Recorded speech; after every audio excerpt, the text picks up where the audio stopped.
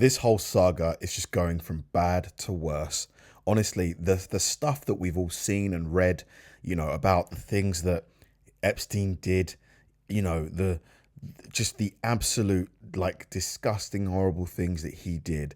And then when I saw this video, I just thought to myself, surely there's no way. Surely there's no way. I mean, most of us know who Erika Kirk is, the wife of, Charlie Kirk. To think that this is even possible, why would she do it? Obviously this is, allegations at this point, but if it turns out that it's true, why, and how could you, knowing what he was going to do on his island, why would you help him? A seemingly weird relationship that Erika had with a then 15-year-old girl named Jillian. Erika was 25 years old at the time, and they developed a relationship that some people believe amounted to a type of grooming. Screenshots are all over the internet right now of her exchanging gifts and inappropriate text messages with a 15-year-old. Candace Owens is losing her shit, and her own employees are getting fired for asking questions. And she's like, you know what? Europe. And Erika Kirk was caught texting, sending creepy memes, commenting on her Instagram and her Twitter, along with setting her up with a photographer to have her pictures taken. Erika Kirk is... Why? Maybe the only reason I can think of why this would be normal is if maybe it's your cousin, your family member, your niece maybe.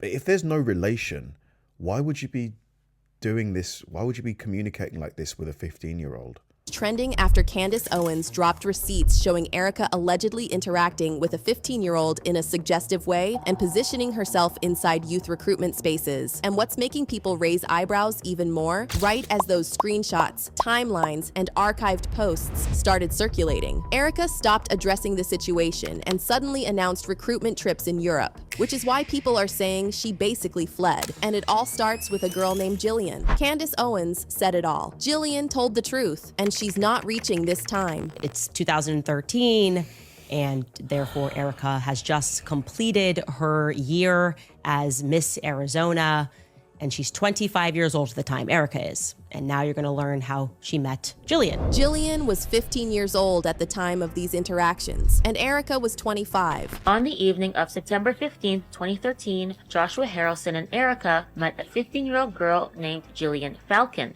And I know this because Jillian tweeted about it. At first, Jillian's posts look like what you'd expect from a teenager who admires someone older and more established. She tweets about how pretty Erika is, and she calls her a woman crush. On its own, none of that is illegal. Teenagers idolize adults all the time. But the situation stops being harmless the moment the adult participates. Instead of Erika ignoring it, blocking it, or publicly shutting it down, Jillian begins tweeting about conversations happening off Twitter. She says things like, "Thank you, Erika, for making my whole week." At the same time, Erika's account eventually goes private, while Jillian stays public. That part matters heavy because it wasn't just public anymore, it slid straight into private messages. Then there's the other screenshot. Yeah, I mean, at this point, this is just so weird.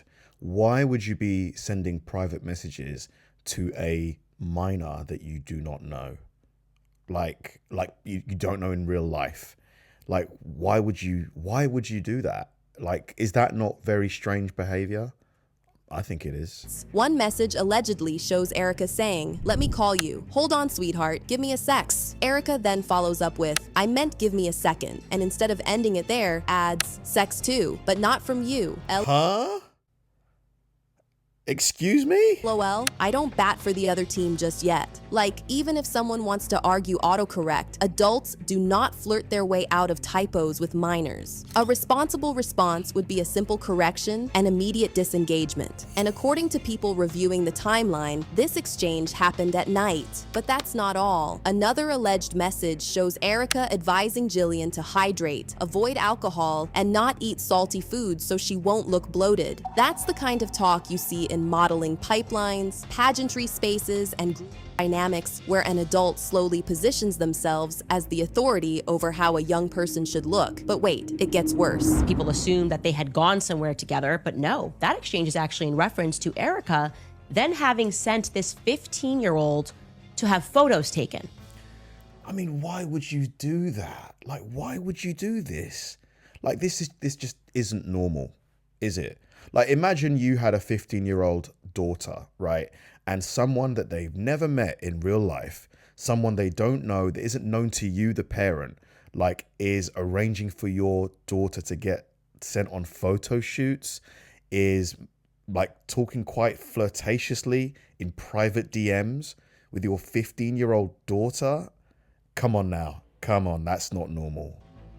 Insane. She sent this 15-year-old to have photos taken. She's helping her because she's just so beautiful. There are also alleged messages of Erika complimenting Jillian's physical features in detail, saying things like, "Your eyes, your lips, your skin, you're absolutely beautiful." Then comes the Valentine's message. Jillian reportedly posted that Erika sent her an image that said, "This Valentine's Day, I'm going to touch your butt." Another message allegedly says, "I want to be inside your lady garden." At that point, the conversation is no longer ambiguous. That is adult language directed at a minor. Plus, let's not forget Erika sent her a birthday gift in the mail. There's literally no getting out of this. So Erika having done this is completely and utterly creepy. It's creepy. It makes no sense. It makes no sense. I mean, whatever you think of Candace Owens, if all of this is true, like if this is just very, very sketchy, this is super sketchy. Like, there's just, come on now. It makes no sense. I will not allow people to say that it makes sense in some context. That's when Candace had another wild update. Someone sent me a tip that upon further research, they discovered that at the time of her textual relationship with Erika, Jillian lived in a trailer park within a neighborhood that is known for the highest incidence of child trafficking. I forwarded the information to Jillian and she confirmed it is true. After striking up a bizarre friendship with a 15-year-old girl who lives in a trailer park without a father, a then 25-year-old Erika proceeds to love bomb Jillian by telling her how beautiful she is. She then asked Jillian for her address to send her chocolate-covered strawberries, meaning Erika was plenty aware of where Jillian lived. Erika knew she was not living with a father in the home, just like Erika knew she was a minor. And yet this did not stop Erika from arranging for her to get photographs taken without ever having communicated with her mother. She also never communicated with Jillian's mother about the photographer that she had set up to take pictures of her 15-year-old daughter. Now, while all of this is circulating, people begin looking into Erika Kirk's background because of youth access. Erika has spent years working in spaces tied to orphaned and vulnerable youth overseas. At the same time, she was building a career inside conservative youth recruitment, campus organizing, and political pipeline programs. Now, let's be clear, millions of people work with young people in completely normal, ethical ways. Of course. But journalists and investigators have also pointed out something uncomfortable for years. Predators often place themselves in environments where access to minors is built in. So Candace is saying Erika allegedly developed an inappropriate closeness with a teenager while holding real influence inside youth-centered organizations. And even other people pointed out, it seems pretty clear that Erika Kirk was recruiting the 15-year-old at the time for something. My argument was that it is at least for pageantry, given the financial incentives for recruitment. I mean, can you really make, like, let's say you recruit someone for pageantry, like, is it really that profitable? Like, you know, can you really make, if you like invested money into this person, could you really make a return? Really? Is pageantry that big in America? Erika was truly mentoring the teen. Why did she stop communication suddenly? By this point, things already feel serious. Then another eyebrow-raising detail surfaces. Erika later landed a job at the Corcoran Group, a high-end luxury real estate firm, despite not having a traditional real estate background. The Corcoran Group has a history that includes handling properties connected to Jeffrey Epstein and Les Wexner. Now, to be very clear, there are no public court documents proving Erika was involved in Epstein's trafficking operation. But in the court of public opinion, even being adjacent to Epstein-linked systems is enough to permanently change how people look at you. That's why people are calling her out. Erika Kirk is a honeypot. She was another Maxwell. She girls out of her Romania orphanage to military bases. She had her husband killed. She might not be in the Epstein files, but here's the thing. Ghislaine Maxwell and Jeffrey Epstein strategically targeted vulnerable children in situations literally exactly like this. So all the dots are connecting. Dude, this whole situation is so messy. It's so messy. All I'm saying is that you know, the people, why are the people's names being redacted in the files?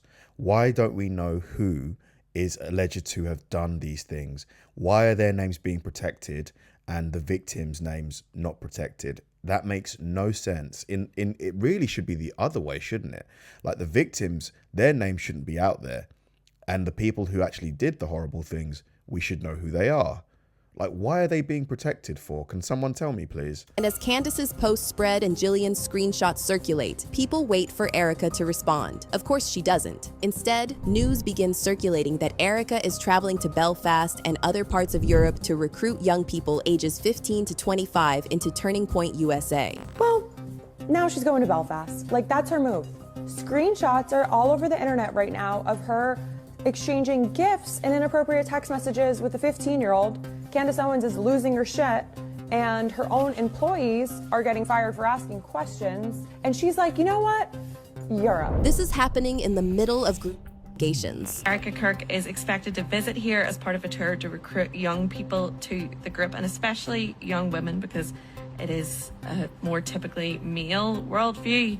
And Erika's not going for a much-needed break from the spotlight. No, no, no. She's going to recruit teenagers, 15 to 25-year-olds to be exact, into Turning Point USA. And of course, the people helping her are just as controversial. Erika set all of this up is a disgraced politician, Ian Paisley Jr., who literally got caught taking secret luxury holidays from a government that massacred 40,000 people, then blamed his own staff. Plus, let's not forget Belfast's history and why this makes the perfect place for recruiting. This is a city that went through decades of religious extremism, using God to manipulate teenagers into sectarian violence. We're talking about bombings, murders, years of trauma that they're still dealing with. 30 years to be exact. Because even if those trips were planned months in advance, optics matter, which leads to the question people keep asking. Because yeah, like if I was innocent, if I had all of these allegations, or you had all of these allegations thrown at you,